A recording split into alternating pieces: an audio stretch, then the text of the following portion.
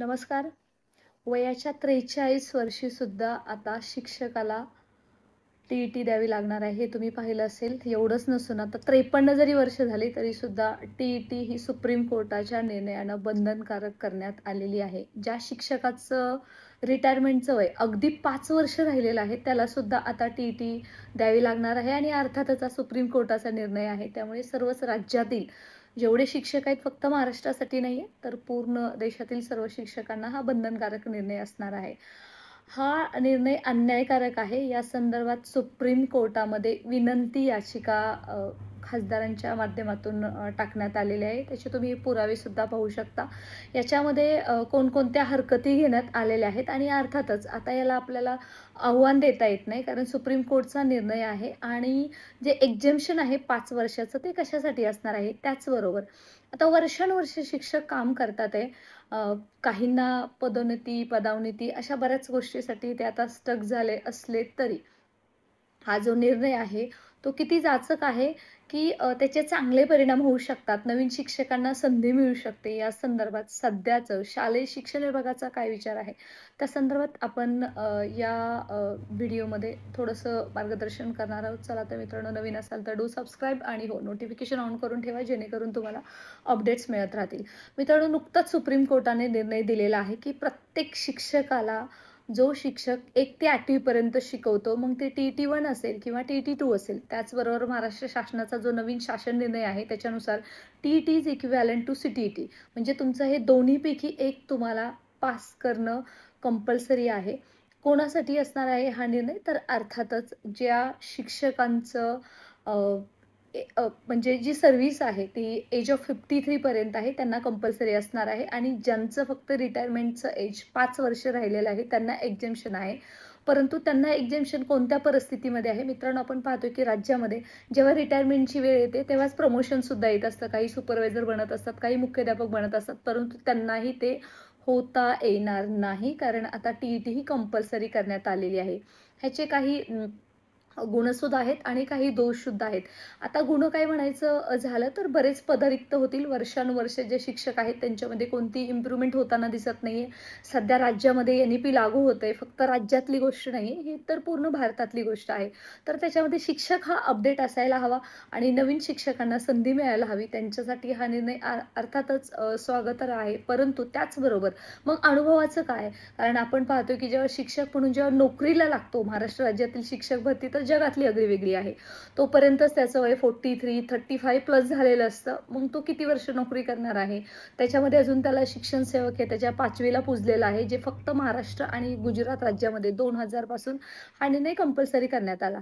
मग अशा परिस्थितीमध्ये जर 53 एज झाल्यावरती म्हणजे तोपर्यंतच जर त्याची नोकरी सिक्युअर असेल, ते करताना सुद्धा म्हणजे आताही तुम्ही जर शिक्षण सेवक म्हणून लागला असेल आणि हा जर व्हिडिओ तुम्ही पाहत असाल तर तुमची सुद्धा नोकरी कधीही धोक्यात येऊ शकते, कारण जर तुमचं टी-ई-टी नसेल तर. त्याचबरोबर आपण असं पाहिलेलं आहे की राज्यामध्ये बऱ्याच शाळेमध्ये प्रमोशन्स होत आहेत ज्यांचं टी-ई-टी झालेलं नाही त्या संदर्भात. आणि अजून एक महत्त्वाची गोष्ट, की हा निर्णय अल्पसंख्याक संस्था आहेत त्यांना कंपल्सरी आहे का, ते सुद्धा आपण या व्हिडिओच्या शेवटपर्यंत पाहूयात. So do connected. त्याचबरोबर आता जो स्वागतार्ह निर्णय आपण जो बोलतोय त्याच्यामध्ये सर्वात महत्त्वाचं ते असं की आतापर्यंत आपण पाहतो की लाखो विद्यार्थी आहेत. टी-ई-टी देणारे विद्यार्थी राज्यामध्ये नोव्हेंबर 2024ला जी टी-ई-टी झालेली आहे, एवढा आचारसंहितेचा पिरियड होता तरी सुद्धा 3 लाख विद्यार्थ्यांनी टी-ई-टी दिली आणि जवळपास 15 ते 16,000 फक्त उमेदवार आहेत ते पास झालेले आहेत. त्यामुळे टी-ई-टी पासिंगचा रेट तुम्ही पाहू शकता. ती टफ आहे, परंतु राज्यामध्ये सर्वच राज्यभर एकाच वेळी ही टी-ई-टी घेतली जाते. त्याचबरोबर सी-टी-टीचा वेगळा विषय आहे. ती वर्षातून 2दा होते, त्यामुळे शिक्षकांना संधी मिळते आणि ती समांतर आहे. दोन्हीपैकी कोणती असली तरी चालू शकते. टी-ई-टी-1 हे 1 ते 5 साठी असते वर्गासाठी आणि टी-ई-टी-2 जर तुमचा पेपर पास असेल तर मात्र तुम्ही 6 ते 8 साठी शिकू शकता. त्याचबरोबर अजून एक धक्कादायक निर्णय येतो की टी-ई-टी-3 आणि सी-टी-ई-टी-3 सुद्धा येते, कारण त्याच्या संदर्भात जे महाराष्ट्र शासन आहे त्याचबरोबर केंद्र सरकार आहे त्यांनी सध्या हरकती मागवल्या आहेत की CTET 3 सध्या इम्प्लिमेंट करण्यात येणार आहे आणि ते 9 ते 12च्या शिक्षकांना येणाऱ्या काळामध्ये लागू असेल आणि त्याच्यामध्ये हा झालेला सुप्रीम कोर्टाचा निर्णय. आता हा जरी कितीही स्वागतार्ह निर्णय असला, येणाऱ्या काळामध्ये शिक्षक भरतीसाठी अजून जागा येतील, शिक्षक सध्याची अपडेट नाही आहे. झेडपीच्या शिक्षकांची जर परिस्थिती आपण पाहिली तर एकदा ते लागले की त्यांना टेन्शनच नाही आहे कधी वर्गावरती जातील न जातील, परंतु त्यांना विद्यार्थ्यांचा सातत्यपूर्ण विकास असेल किंवा जे काही सर्वच ज्या काही सध्याच्या गव्हर्नमेंटच्या ज्या योजना असतील त्याच्याप्रमाणे त्यांना अपडेट राहता येत नाही. त्याच्यामुळे ती गोष्ट स्वागतार्ह असली तर याचे दोष कोणते आहेत तर हे लक्षात घ्या मित्रांनो.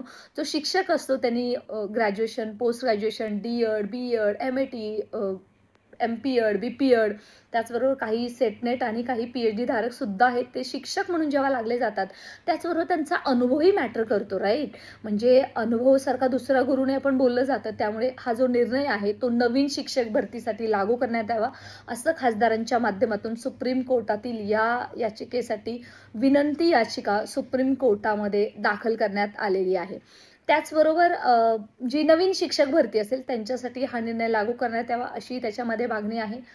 दुसरी मागणी आहे की ज्या शिक्षकांनी इतक्या वर्षानुवर्ष सेवा केलेली आहे मग त्यांच्या अनुभवाचा फायदा काय, तर त्यांच्या अनुभवाचा फायदा अर्थातच व्हायला हवा. जसं आपण वकिली पेशामध्ये पाहतो, जेव्हा की वकील ॲक्च्युली जेव्हा रिटायर होतो तेव्हा त्याची काउन्सिल म्हणून नियुक्ती होते. वेगवेगळ्या आपण शासनाच्या समित्या सुद्धा पाहत असतो. त्यावेळेस म्हणजे जसं मगाशी सांगितल्याप्रमाणे अनुभव हा सर्वात मोठा गुरु असतो. त्याच्यामुळे तो एक महत्त्वाचा आहे की तो एक मॅटर लक्षात घ्यायला हवा. सुप्रीम कोर्ट याच्याबद्दल विचार करू शकतं असं मला वाटतं. आणि तिसरी सर्वात महत्त्वाची गोष्ट की आता येणाऱ्या काळामध्ये शिक्षकांनी जवळपास काही शिक्षकांची 25 वर्ष सेवा झाली असेल, काही शिक्षकांची 20 वर्ष झाली असेल, काही शिक्षकांना पदोन्नती मिळेल किंवा पदोन्नती मिळेल, काही असेल. तर ज्यांना ॲक्च्युली पदोन्नती हवी आहे, प्रमोशन हवी आहे, त्यांच्यासाठी हे लागू करता येईल का, असे बरेच याच्यामध्ये येणाऱ्या काळामध्ये आपल्याला मतमतांतरे पाहायला भेटतील.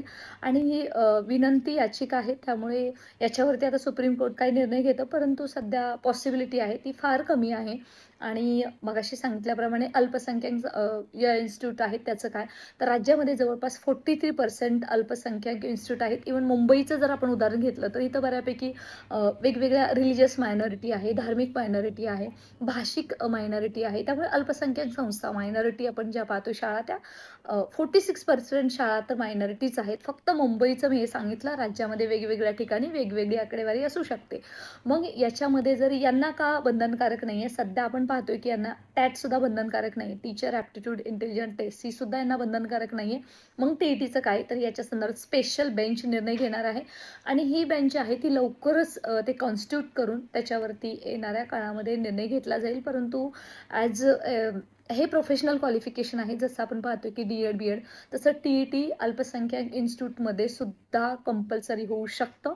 परंतु त्याच्या संदर्भात आता विनंती याचिका टाकण्यात आलेली आहे. राज्यामध्ये जवळपास जे कर्मचारी वर्ग आहे त्यांच्यामध्ये या सुप्रीम कोर्टाच्या निर्णयामुळे बराच असंतोष पसरलेला आहे. आणि फक्त महाराष्ट्र राज्याची एक विनंती याचिका सुप्रीम कोर्टामध्ये गेली तर हा फरक पडणार नाही आहे. जर याच्यामध्ये खरंच येणाऱ्या काळामध्ये इन्फॉर्मेटिव्ह डिसिजन हवे असतील तर मात्र अर्थातच तुमच्या सर्वांच्या माहितीप्रमाणे प्रत्येक राज्यातून याच्या संदर्भात विनंती याचिका सुप्रीम कोर्टकडे गेली तरच याच्यामध्ये काहीतरी होऊ शकतं. अन्यथा जो शिक्षक आहे त्याला परीक्षा बंधनकारक आहे. आणि मला असं वाटतं की कोणतंही आपण जेव्हा नवीन ज्ञान घेत असतो, अपडेट होत असतो, ते चांगलीच गोष्ट आहे, त्याच्यामध्ये कोणती वाईट नाही आहे. परंतु हे मला वाटतं, हे तुम्हाला वाटतं ते का, कारण आपण त्या रेसमध्ये आहोत. परंतु जे शिक्षक वर्षानुवर्ष शिकवण्याचं ज्ञानदानाचं काम करत आहे त्यांचं काय, याच्यामध्ये मतमतांतरे असू शकतात. पाहूया त्याच्यावरती सुप्रीम कोर्ट काही निर्णय घेतो. परंतु शिक्षकाने आता मात्र कामाला लागायला हवं. गेल्या वर्षी नोव्हेंबर महिन्यामध्ये परीक्षा होती. आता येणाऱ्या काळामध्ये जवळपास पुढच्याच महिन्यामध्ये किंवा या मंथ एंडपर्यंत TETचे फॉर्म सुटतील आणि ऑक्टोबर-नोव्हेंबरमध्ये ही परीक्षा झालेली असेल आणि जवळपास वर्षामध्ये ही होते. CTETचे फॉर्मसुद्धा लवकरच अवेलेबल होतील. त्याच्या संदर्भातील जी काही माहिती आपण या व्हिडिओच्या माध्यमातून पाठवू. परंतु तुमचा जर एखादा शिक्षक किंवा तुमचे शाळेतले शिक्षक असतील किंवा तुमचे मित्रमैत्रिणी असतील त्यांच्यापर्यंत ही माहिती नक्की पोहोचवा. पोहोचलीच असेल प्रश्नच नाही आहे. परंतु सध्याचं जे अपडेट असं आहे की प्रत्येक शिक्षकाने याच्या संदर्भात ज्यांना खरंच आपली नोकरी टिकवायची आहे त्यांनी आता हात पाय हलवायला हवेत. अन्यथा हा निर्णय बंधनकारक असणार आहे. अभ्यासाला लागा आणि आपल्याला भविष्य घडवायचं आहे, देश घडवायचा आहे. त्यामुळे हे काही स्वागतार्ह आहे, की तुम्हाला काय वाटतं या संदर्भात नक्की कमेंट सेक्शनमध्ये लिहा आणि अशाच महत्त्वपूर्ण अपडेट्ससाठी स्टे कनेक्टेड. आपलं WhatsApp, Telegram जॉइन करा. या व्हिडिओच्या डिस्क्रिप्शन बॉक्समध्ये लिंक दिलेली आहे आणि अर्थातच पाहूयात शेवटी कोर्टाचा निर्णय आहे. संविधान सर्वोत्तम आहे. त्यामुळे त्यांचा निर्णय आहे तो सर्वजण मान्य करावाच लागेल असंही कुठेतरी प्रत्येकाने मनाची धारणा धरून अभ्यासाला लागला तेच उत्तम होईल.